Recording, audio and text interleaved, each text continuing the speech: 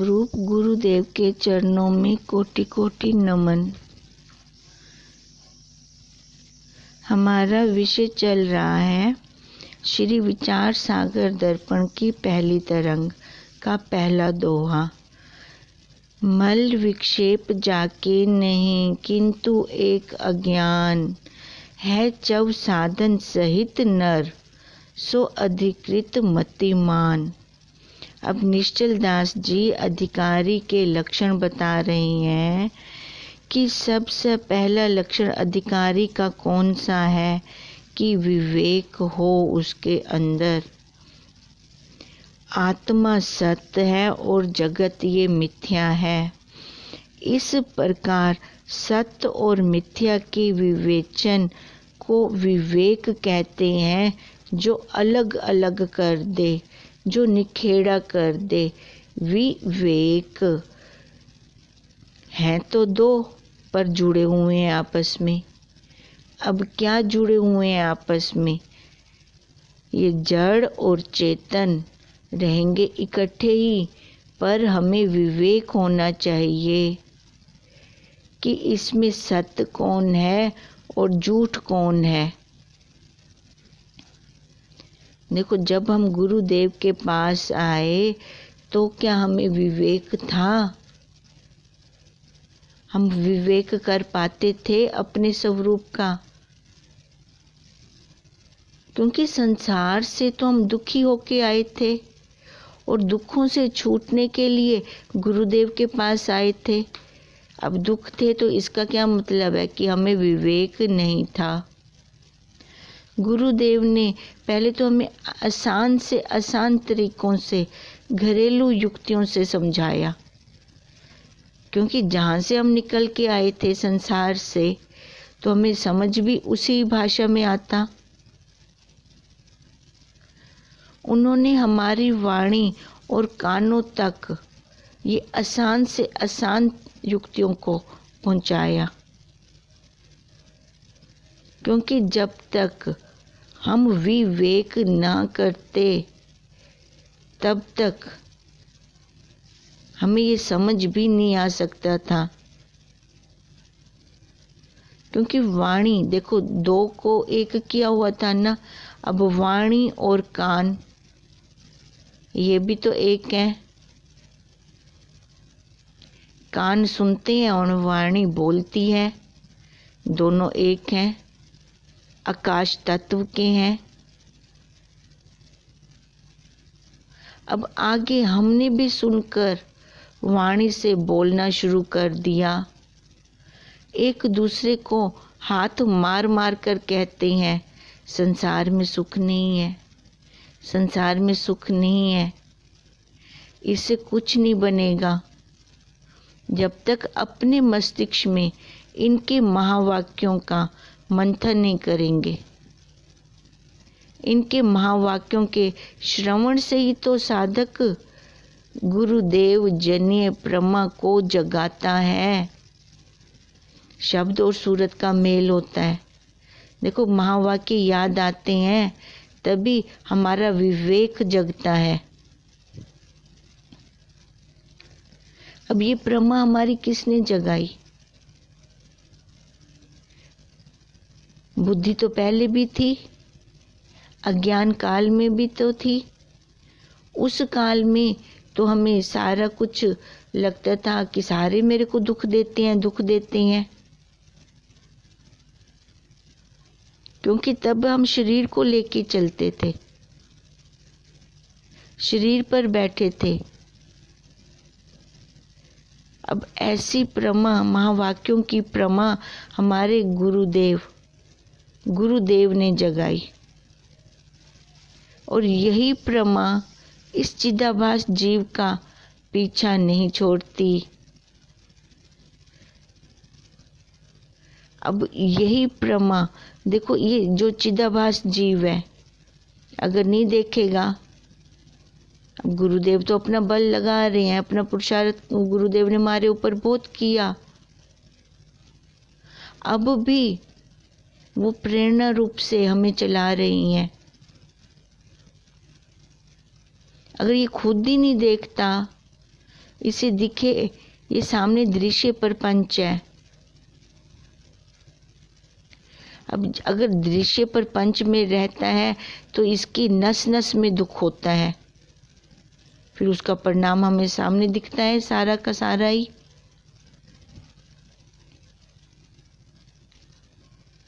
अब ये हम देखो एक दूसरे को ना हम ज़्यादा नहीं कह सकते कि संसार झूठ है, संसार झूठ है, मिथ्या है, भ्रम है, जब तक ये हमारा खुद का अनुभव नहीं होता। हम तो संसारियों को इतना कह सकते हैं कि आप भी सत्संग में जाया करो।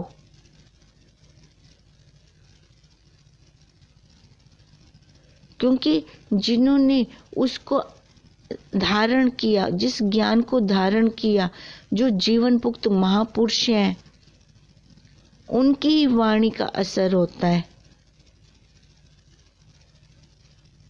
हम बोल सकते हैं, संसारियों को कह सकते हैं कि अपना समय नष्ट ना करो, जहाँ जाएंगे वहाँ से संस्कार ही ले आएंगे।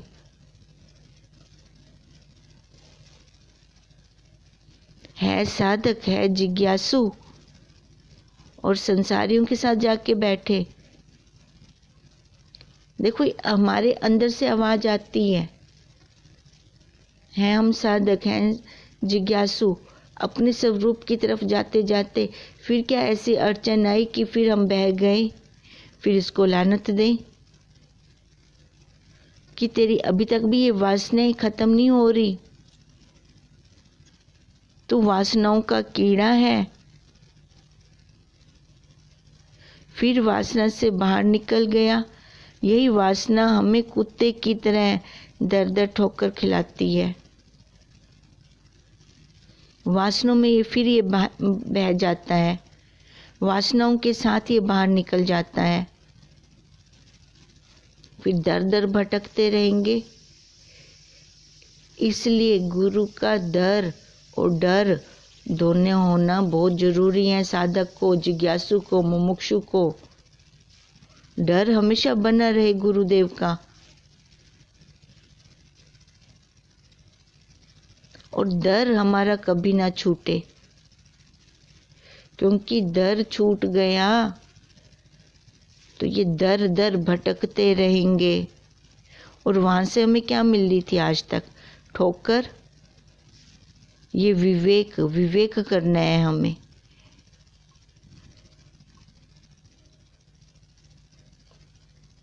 फिर दिखता है तो कहता तो है मैं अपने गुरुदेव का हूँ, अपने गुरुदेव का हूँ, तो इसका मतलब अभी पूर्ण रूप से नहीं है,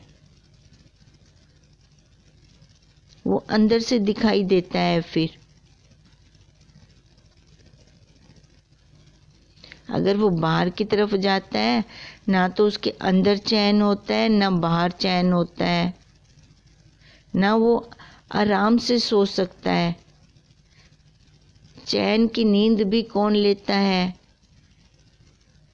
जो इन विषयों को विष की तरह समझते हैं।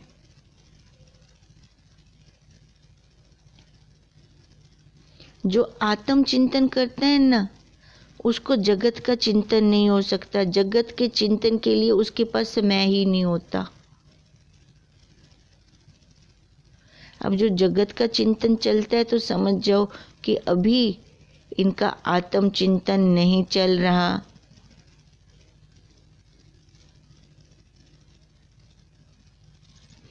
इसलिए निश्चल दास जी भी बार बार कहते हैं विवेक करें, विवेक करें। हमारे गुरुदेव भी कहते हैं विवेक करें कि किसका संग करना चाहिए।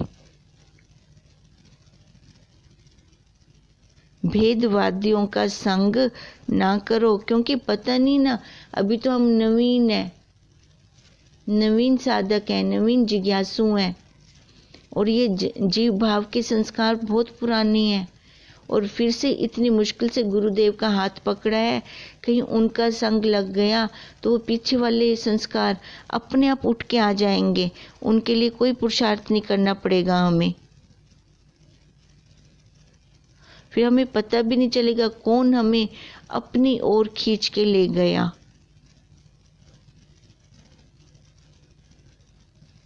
अब जो हमें ये खींच के ले जाएंगे ना, वो यह या वह की बातें ही बताएंगे।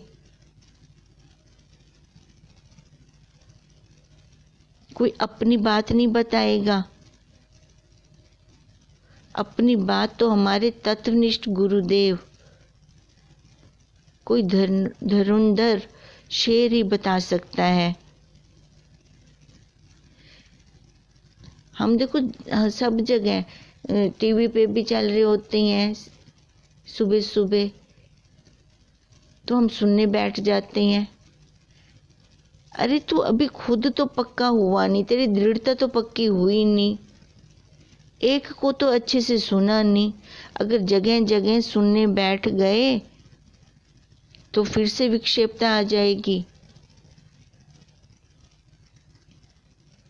वो ऐसे कह रहे थे, हमारे गुरुदेव ऐसे कहते हैं, फिर ये हम नाप तोल में लगे रह जाएंगे, अपना काम नहीं कर पाएंगे और अपना समय भी कितना चला जाएगा।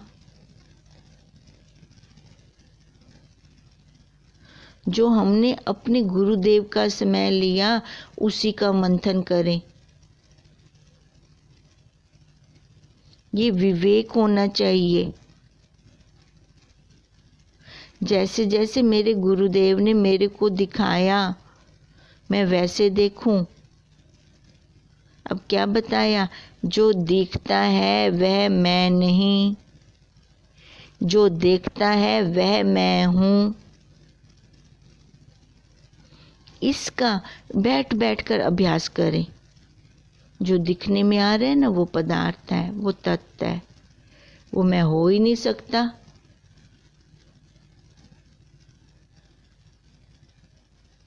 अभी यह और मैं का विवेक की कर लें, इतना ही बहुत है। पहले साधक अधिकारी यहीं से तो चलना शुरू करेगा।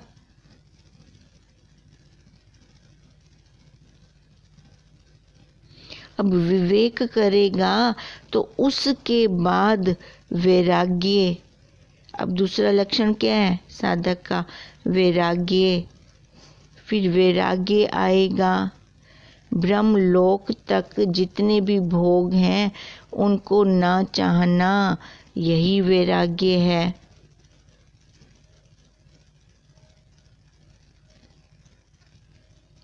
अब वैराग्य के लिए उसने पहले विवेक किया, तप किया, तप का फल वैराग्य स्वतः मिला।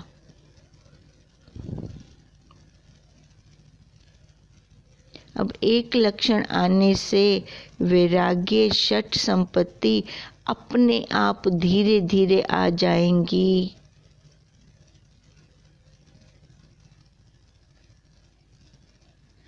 अब ये कब आएंगी, जब अपने अंदर पहले सबसे पहले लो जगे, जिज्ञासा जगे कि मुझे इस दुख रूप संसार से छूटना है।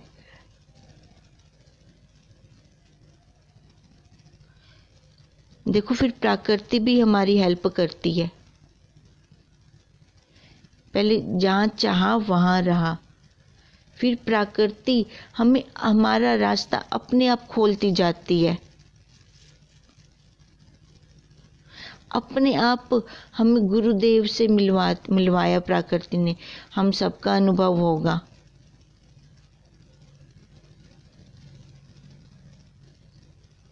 अब जब साधक इस पे चलना शुरू करेगा तभी तो उसका कल्याण होगा। गंगा मैया में जाकर डुबकी लगाएगा तभी तो शांति तृप्ति मिलेगी। अब गंगा मैया तो बाहर के तन को शीतल करती है, ठंडक देती है, पर ये गुरुदेव की अमृत वर्षा गंगा में जब हम नहाते हैं तो देखो हमारा तन भी और मन भी दोनों शीतल हो जाते हैं, तभी साधक का कल्याण होगा।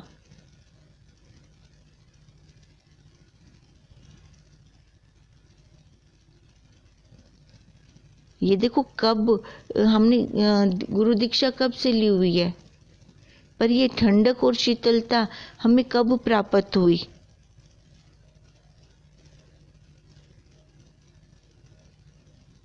इतना टाइम क्यों लगा हमें। क्योंकि हमें पहले विवेक नहीं था। हम पुत्र वालियों को देखते, अपना पुत्र नहीं है तो दुखी हो जाते। उन पुत्र वालियों से पूछ के आओ, जिनके पुत्र हैं वो क्या सुखी हैं?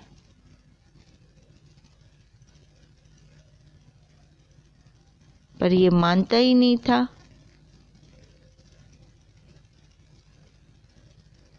वो तो फिर एक धुन थी, पुत्र चाहिए पुत्र चाहिए, क्योंकि विवेक नहीं था। अब जिनके पास गाड़ी नहीं थी और गाड़ी वालों को देखते थे, फिर इसको भी होता था गाड़ी चाहिए गाड़ी चाहिए। भाई उन गाड़ी वाले से पूछ के आओ, उनके पास 2-2 3-3 4-4 गाड़ियां हैं, वो तो बहुत सुखी हों। फिर क्या वो सुखी थे? नहीं, सबसे ज़्यादा दुखी वही हैं। जिनके पास ज़्यादा संपत्ति है वही सबसे ज़्यादा दुखी हैं। एक मजदूर को देखो, इतना दुख नहीं होगा जितना एक कोठी वाले को दुख होगा। मजदूर मजे से सोता होगा, अच्छी नींद लेता होगा, जबकि वो गद्दे पे सोकर भी अच्छी नींद नहीं ले पाता, क्योंकि उनके अंदर विवेक नहीं है।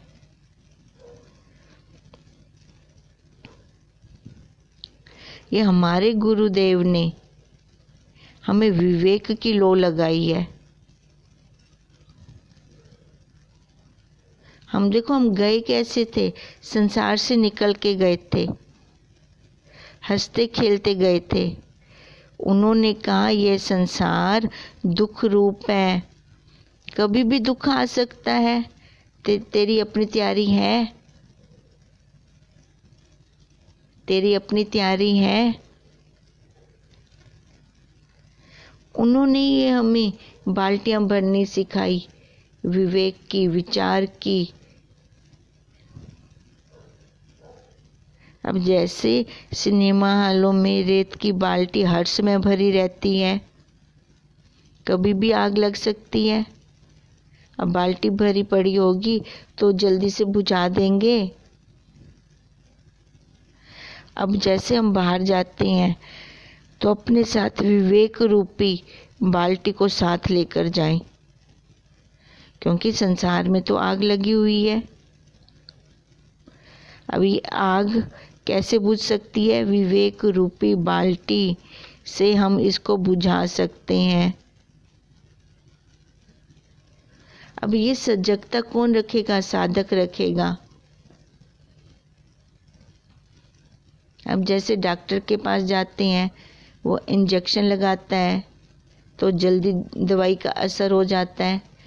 इस प्रकार गुरुदेव ने हमारे ऊपर बल लगाया है।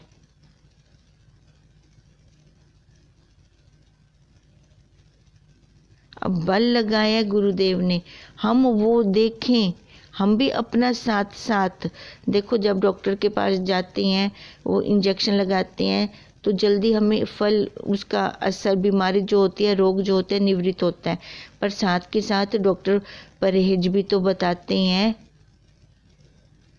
अब ऐसे हमारे गुरुदेव ने हमारे ऊपर इतना बल लगाया तो परहेज क्या बताया कि जब तक हम पक्के नहीं होते ना ज्ञान में, ये ज्ञान रच पच नहीं जाता हमारी नस नाड़ियों में, तब तक व्यवहार कम करें। क्योंकि ये देह और ये सारा दृश्य प्रपंच जिज्ञासु के लिए सबसे ज़्यादा खतरनाक है। जिज्ञासु को तो इसका सबसे पहले तिरस्कार करना चाहिए। जिज्ञासु को यहाँ से वैराग्य आना चाहिए।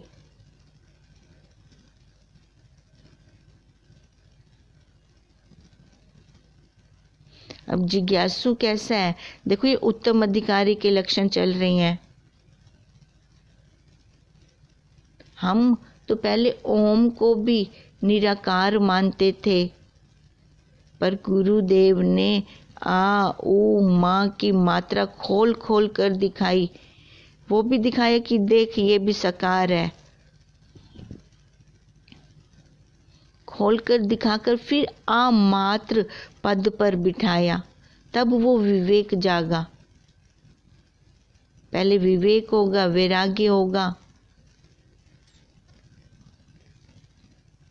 फिर वो अमात्र पद कौन सा है? ये तत्वमसि के वाच्य अर्थ को छोड़कर लक्ष्य अर्थ का बोध कराया गुरुदेव ने हमें। फिर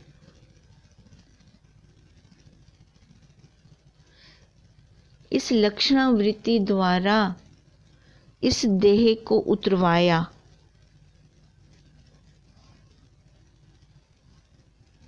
तभी हमें अपने स्वरूप का अनुभव लखा हमने उसको।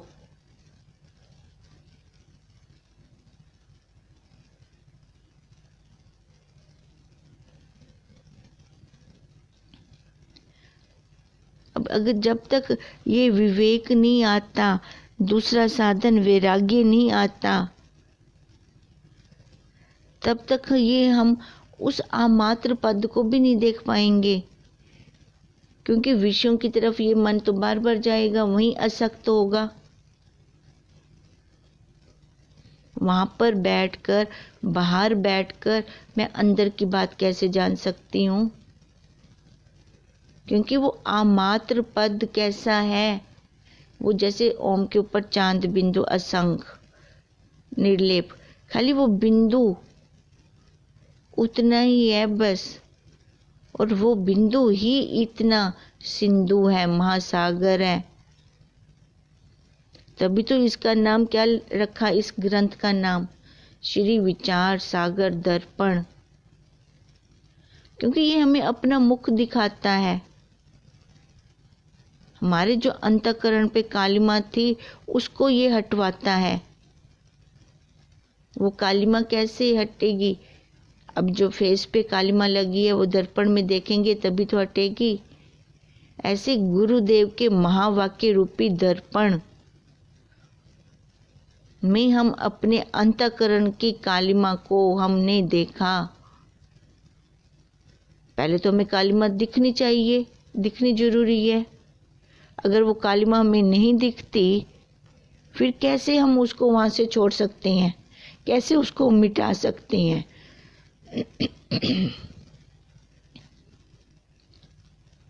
इसलिए जिसका मल और विक्षेप पीछे खत्म है, ऐसे उत्तम अधिकारी को लिया इस विचार सागर दर्पण में।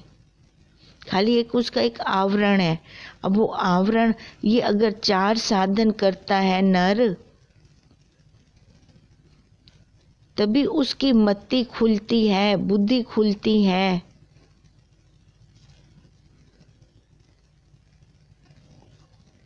अब इसमें तीसरा साधन कौन सा है?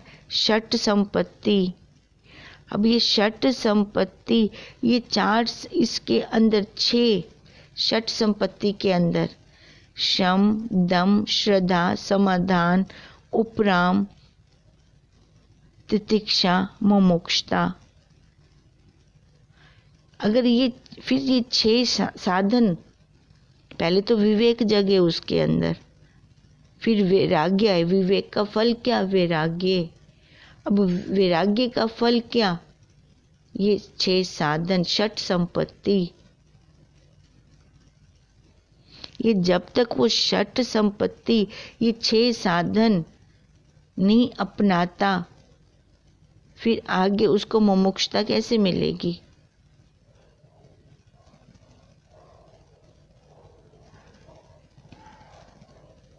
अब जब तक मुमुक्षुता नहीं होगी उसको, वो लय कैसे होगा उसमें? जब नमक की पुतली समुद्र की थाल लेने गई तो क्या वो वापस आके उसने बताया हमें कि समुद्र की गहराई कितनी है, सागर की गहराई कितनी है?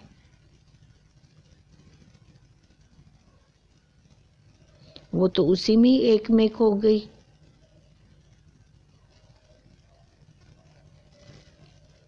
अब यहाँ से हमारे गुरुदेव की कृपा का हमें स्पष्ट अनुभव होता है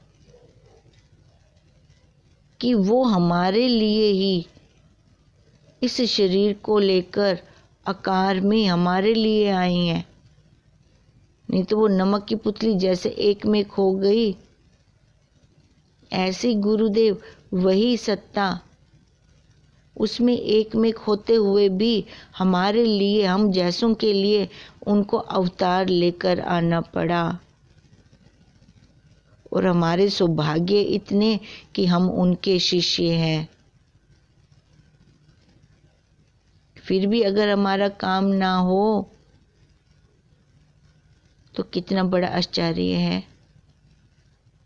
सब कुछ हमारे अनुकूल होते हुए भी हम अपना काम नहीं कर पा रहे। सबसे बड़ी दुख का कारण है ये। ओम ओम। कल हमारा होमवर्क चल रहा था कि हमने देखना है रूप रूप रूप, कुछ भी हाथ में लें रूप, जिधर भी दृष्टि जाए रूप, क्योंकि संसार इन आँखों के द्वारा ही अंदर जाता है और मैं मेरा करता रहता है। अब जब तक इस पे दृढ़ता नहीं आती, ये चलने दो ये वाला होमवर्क, पक्की दृढ़ता कर ले। रूप है रूप है रूप है रूप है, देखना है इसको। पूरा दिन हमारे पास बहुत टाइम होता है। आज ये काउंट करना कि मन कितनी बार निकल गया बाहर, कितनी बार दृश्य में लय हुआ।